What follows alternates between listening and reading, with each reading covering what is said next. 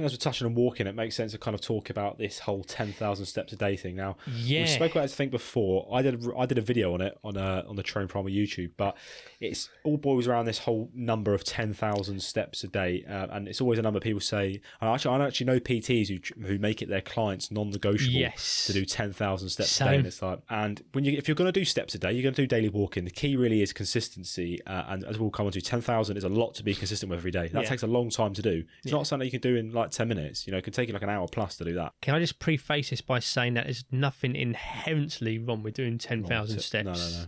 No. You know, and if you do want to do it, crack on. I mean, if we look at some actual data on this then, so this is actually a bit of data I looked at in my video, and what this kind of said was that the dose between the number of steps and the health benefits is not linear. Okay, so basically as you go up your steps, the increase in health benefits is not exactly the same, like the percentage increase. So basically on this paper, between 0 and 7,500 steps, the risk reduction was sharp. So it was an 8.5% average risk reduction for every 1,000 steps. After 7,500, the incremental improvement starts to be marginal, so it dropped to 2% average risk reduction every 1,000 steps. So basically what they concluded was that 7,500 steps was that turning point in terms of where the shape of the relationship changes, which means that you're getting quite a sharp risk reduction in that 0 to 7,500. So really, even 1,000 steps a day is nearly 10% risk reduction. So that's great. But you still get people of that 10,000. Then, Tom, you also fired over another paper, didn't you, of daily step count and all-cause mortality, a dose-response meta-analysis of prospective cohort studies. That's the most recent one, and that's actually taken the industry by storm a little bit. Yeah. Because it has blown the kind of this whole 10,000 thing. What are the sort of things they were saying on that one? Well, pretty much the same thing, is that you'll get most of the health benefits at kind of like around the 7,500, like 7,500 steps, 8,000 steps. Between the sweet spot for getting the most health benefits seems to roughly, and I said roughly because I've not got the paper at hand right now, but roughly between like 7,000 steps to 12,000, I think it is. And then after that, as I said, there's nothing inherently bad about doing more than 12,000. It can be a bit more stress, but there's this whole thing about...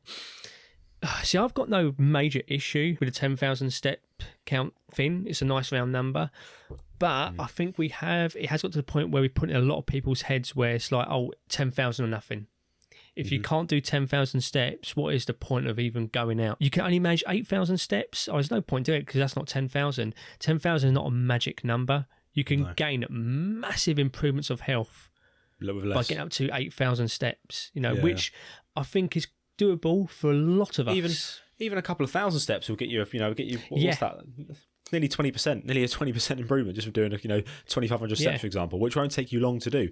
I mean, if you are someone who likes walking and you want to do 10,000 plus steps a day, go for it. But it's when you've got the narrative of you must do 10,000 and there's someone out there who has got very limited time in their day as it is, and now they're having to trudge outside late at night, go for a walk because they think it's going to save their lives. And then they've got it in their mindset, well, I don't think I can get to 10,000 steps today. I haven't got the time, so I might as well not do anything at all. Yeah, and then they get stressed. That's not the case. Yeah, but you get people who get really fixated on this number and they get really upset themselves and down. Yeah. And they get this mental spiral of, I've let myself down, I'm a failure, I'm not succeeding because I didn't get my 10,000 steps there. It's like, no, don't worry about it. It's fine. It's like that mindset of, it's all or nothing. Yeah. If I can't get to that 10,000 digit, there's no point in going out at all. And that's not the case at all. Exactly. Even if you can do 5,000 steps, that is still a major difference to doing fuck all, basically. Do you actually know where this 10,000 steps a day comes from? Have you actually seen where it comes from? Yeah, it was a Japanese company.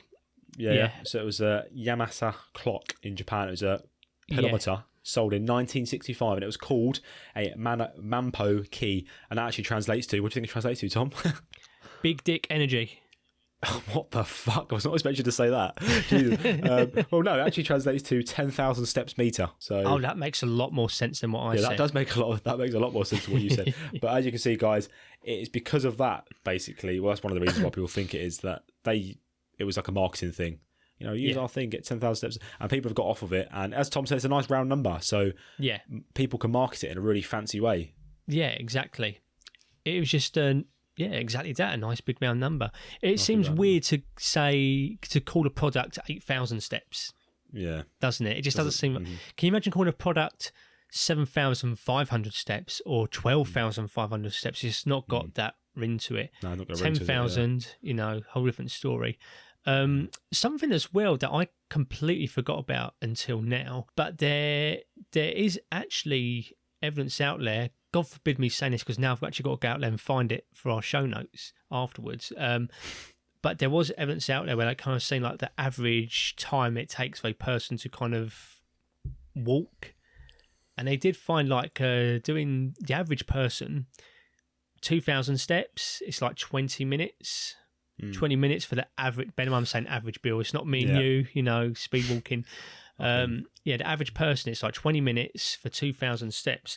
So let's go back to those activity guidelines, right? Consider the following: if like for 7 days, for a whole week, you went out and did a 20 minutes of walk, 20-minute walk, that's 140 minutes of what moderate activity. That's very near to the bare minimum they're asking for.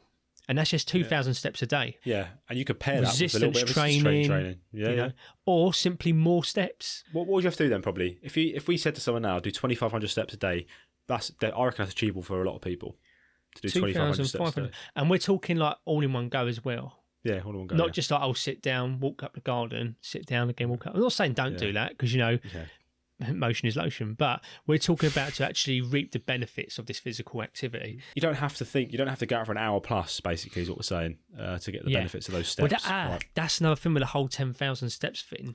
A lot of people thought that it was something they had to kind of get over and done with in one go.